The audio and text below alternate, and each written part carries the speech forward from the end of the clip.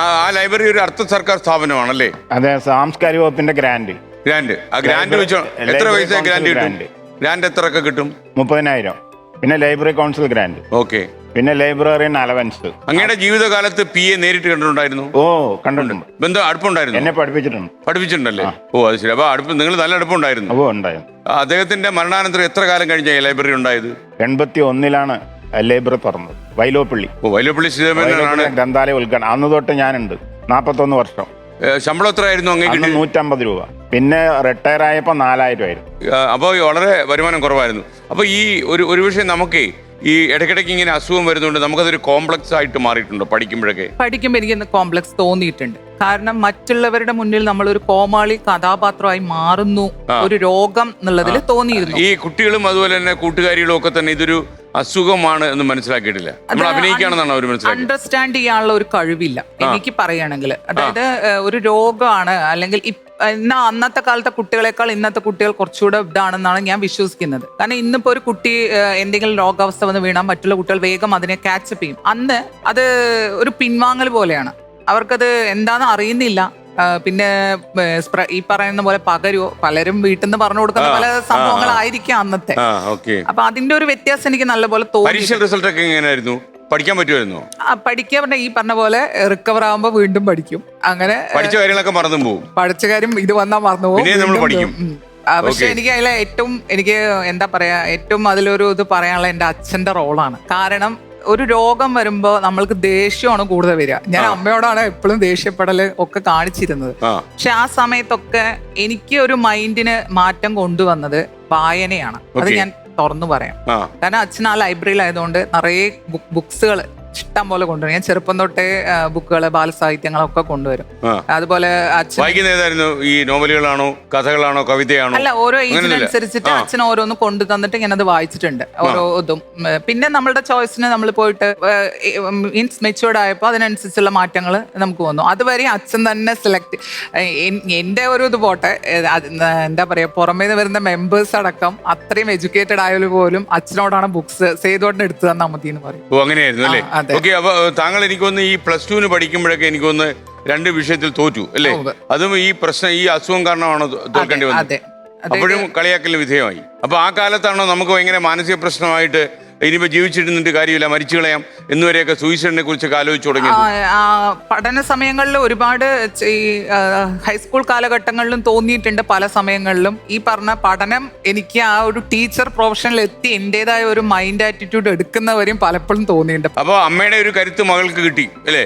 ഈ എനിക്ക് തോന്നുന്നു എപ്പോഴും നമുക്ക് ഈ ഫിറ്റ്സ് വന്ന് നമ്മൾ വീഴാം, നമുക്ക് ബോധം മറിയാം, കോമയിലാകാം, ഇങ്ങനെയൊക്കെ ഉള്ള ഒരു അവസ്ഥ നിൽക്കുന്നുണ്ട്. ഈ രാത്രി പ്രത്യേകിച്ച് ഉറക്കത്തിൽ ഇത് വരുമെന്ന് താങ്കൾ പറഞ്ഞല്ലോ. അപ്പൊ ഈ ടീച്ചർ ഈ ഉറങ്ങാനൊക്കെ പോകുമ്പോൾ അമ്മയ്ക്കൊക്കെ പേടിയാണോ? ഒറ്റയ്ക്കൊക്കെ ഉറങ്ങാൻ സമ്മതിക്കുവോ? ഡോക്ടേഴ്സ് ഒരു ഇൻഫോം ഇപ്പൊ തന്നിരിക്കുന്നത്, ഞാൻ തനിയെ യാത്ര അടക്കം എന്നെ അമ്മ ചെയ്യിപ്പിച്ചിട്ടുണ്ട്. തനിയെ. അതായത് അമ്മയുടെ നാട് ഈ തിരുവേഗപ്പുറ. അമ്മയുടെ മുത്തശ്ശന്റെ തറവാട് കാടാമ്പുഴയാണ്. അപ്പൊ ഞങ്ങളുടെ കൊല്ലംകോട് നിന്ന് 5:15 ഒരു മയിൽ വാഹനം എന്ന് പറഞ്ഞ ഒരു ബസ് ഉണ്ട്. അത് നേരെ 5:15 ഇവിടുന്ന് കയറി കഴിഞ്ഞാൽ എത്തുന്നത് 9 മണിക്ക് കാടാമ്പുഴ.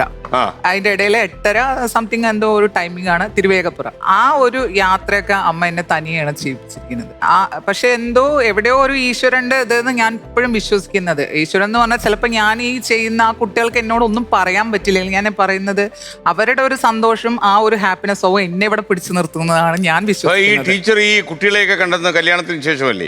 അല്ല, കല്യാണത്തിന് മുന്നേ മുമ്പേ കണ്ടെത്തി അല്ലേ? എന്തിനാണ് ഇങ്ങനെയുള്ള ഭിന്നശേഷിക്കാരും ഓട്ടിസം ബാധിച്ചവരായ കുട്ടികളെ സംരക്ഷിക്കണമെന്നോ? കാര്യം താങ്കൾക്ക് തന്നെ അടക്കാൻ വയ്യ. അത് എന്റെ അമ്മ അനുഭവിക്കുന്ന വിഷമം ഞാൻ അറിയുന്നുണ്ട്. ഇപ്പൊ കൂടെ ഞാൻ അത് അനുഭവിക്കുന്ന ഒരു വ്യക്തിയാണ്. കഴിഞ്ഞ മാസം 14-ാം തീയതി എനിക്ക് ഈ പറഞ്ഞ പോലെ നൈറ്റ് ഈ ഫിക്സ് ഹൈ ആയിട്ട് വന്നു. ഒന്നും അറിയുന്നില്ല, ഉറക്കത്തിൽ വന്നു. ഇത് എത്ര മണിക്കൂർ ബോധമില്ല കിടന്ന് കാണും? അമ്മയെ കാണും പിന്നെ പറഞ്ഞു ഒരു 6 മണിക്കൂർ ഉണ്ടാവുന്നതാണ് എന്റെ ഊഹം. പിന്നെ ഈ സമയത്ത് ഡോക്ടേഴ്സിന്റെ സഹായം തടത്തില്ലല്ലോ? ഒന്നും ചെയ്യാൻ പറ്റില്ല. കാരണം ഡോക്ടർമാർ അത് അങ്ങനെ പൊക്കോട്ടെ ഇപ്പൊ തൽക്കാലം. കാരണം തനിച്ചു വരും, പക്ഷെ ഓക്കെ ആവില്ല. ഒരു 2-3 ദിവസം കഴിയണം നോർമൽ ആവാൻ. അതുവരെ ഈ 3 ദിവസവും എന്റെ കാര്യങ്ങൾ എന്റെ അമ്മ എന്നെ ചെയ്തു തരണം. അപ്പൊ എങ്ങനെയാണ് ഈ തിരുവനന്തപുരത്തേക്കൊക്കെ ഒറ്റയ്ക്ക് യാത്ര ചെയ്തിരുന്നു അമ്മ. അതേപോലെ എന്തോ ഒരു ധൈര്യത്തിൽ എന്നെ ഒറ്റയ്ക്ക് വിട്ടിരുന്നു. അമ്മയുടെ ഭയങ്കര ധൈര്യമാണല്ലോ അമ്മ. കാര്യം ഈ 5-6 മണിക്കൂർ ബോധം പോകാൻ സാധ്യതയുള്ള ഒരാളിനെ ഒറ്റയ്ക്ക് വണ്ടി കയറി എങ്ങനെ ട്രെയിനിലാണോ അതോ ബസ്സിലാണോ പോകുന്നത്? അന്ന് തിരുവനന്തപുരം ഇപ്പ് ഡോക്ടറുടെ മരുന്നുകൊണ്ട് അവൾക്ക് വലിയ കുഴപ്പം കണ്ടിരുന്നില്ല. അപ്പൊ അവൾക്ക് അങ്ങനെ വീഴ്ചയും അത്രയൊന്നും പ്രശ്നങ്ങൾ ഉണ്ടായിരുന്നില്ല. അപ്പോഴാണ് ഈ സ്കൂളിലും കോളേജിലും ഒക്കെ വിട്ടിട്ട് പഠിപ്പിക്കാനും ഒക്കെ തുടങ്ങിയത്. അപ്പൊ ആ സമയത്താണ് കാണാമ്പുഴയ്ക്കൊക്കെ വിട്ടായിരുന്നത്. ഈയിടെ ആയിട്ട് ഇപ്പൊ കുറച്ച് കൂടുതൽ കണ്ടപ്പോ ഇപ്പൊ എവിടെയും തനിയെ വിടുന്നില്ല. വിടില്ല. ഈ കോളേജിലേക്ക് കയറിയപ്പോ എനിക്ക് ഒരു മാറ്റം ഉണ്ടായി തോന്നുന്നല്ലേ? കളിയാക്കലുകളെ കുറഞ്ഞു. ഡിഗ്രിക്ക് പഠിക്കുമ്പോൾ ഇങ്ങനെ വന്നാലും കുട്ടികൾ അണ്ടർസ്റ്റാൻഡ് ചെയ്തിരുന്നു. അധ്യാപകരോട് പറഞ്ഞിട്ട് നമ്മൾ വീട്ടിലെത്തിക്കുക അങ്ങനെയുള്ള കാര്യങ്ങളൊക്കെ ചെയ്തിരുന്നു. സോ അവിടെ ഒരു ഫ്രണ്ട്ലി ഇത് വന്നു. ആ ഒരു കോളേജ് ഏത് കോളേജിലായിരുന്നു? ഞാൻ നെന്മാറ NSS കോളേജിൽ എനിക്ക് മെറിറ്റിൽ കിട്ടി. പക്ഷേ അവിടെ ഞങ്ങൾ ഒരു 5-6 കുട്ടികൾ എനിക്ക് ക്ലാസ്സുകൾ വലിയ ഇതില്ലാന്ന് കണ്ടപ്പോൾ ഞങ്ങള് വേറെ അടുത്ത് തന്നെ പ്രൈവറ്റ് ഒരു കോളേജ് ഉണ്ട്. അവിടെ ഒരു സാറ് നന്നായി ക്ലാസ് എടുക്കും. അപ്പൊ ഇംഗ്ലീഷ് ലിറ്ററേച്ചർ ആണ് ഞങ്ങൾ എല്ലാവരും എടുത്ത സബ്ജക്ട്. അപ്പൊ ഞങ്ങൾക്ക് ക്ലാസ് വേണം. ഇത് സമരം ബ്രദർ എന്ന് പറയുമ്പോൾ അത് വേണ്ടാന്നുള്ളൊരു ഓപ്ഷനിൽ ഞങ്ങൾ കുറച്ചുപേര് നിന്നിട്ട് ഞങ്ങൾ ഈ പ്രൈവറ്റിൽ പോയി ഡിഗ്രി ലിറ്ററേച്ചർ ചെയ്തു. ആ ലിറ്ററേച്ചർ കഴിഞ്ഞിട്ടാണോ പിന്നെ ഈ ട്യൂഷൻ ടീച്ചറായിട്ടൊക്കെ മാറിയത്? അതായത് ഹിന്ദിയുടെ, അതായത് ഈ ഇംഗ്ലീഷ് ലിറ്ററേച്ചർ ഈ 2 വർഷം കഴിഞ്ഞ് 3-ാം വർഷം ഇതേപോലെ എടുക്കാൻ കുറച്ച് ബുദ്ധിമുട്ടി. അതിന്റെ ഇടയിൽ ഈ പറഞ്ഞ പോലെ മദ്രാസ് യൂണിവേഴ്സിറ്റിയുടെ നമ്മൾ ഇപ്പൊ TTCയുടെ ഈക്വൽ ആണ് വിശാരദ് പൂർവാർദ്ധ ഉത്തരാർദ്ധം എന്ന് പറഞ്ഞിട്ട് ഹിന്ദി മദ്രാസ് യൂണിവേഴ്സിറ്റിയുടെ ഒരു സർട്ടിഫിക്കറ്റ് നമുക്ക് ഗവൺമെന്റ് PSCക്കും ഒക്കെ അപ്ലൈ ചെയ്യാം. ഞാൻ ആ TTC ചെയ്തു ഇതിനിടയിൽ. അപ്പൊ എനിക്ക് ഡിഗ്രിയുടെയും വന്നു, ഈ TTC കയ്യിൽ വന്നു. പിന്നെ ഈ ടീച്ചറായി വർക്ക് ചെയ്യുന്നതിന്റെ ഇടയിൽ BA ഹിന്ദി കംപ്ലീറ്റ് ആകും. അനിയത്തിക്ക് ഇങ്ങനെയുള്ള അസുഖങ്ങളൊന്നും ഒരു പ്രശ്നമില്ലല്ലോ? ഇല്ല.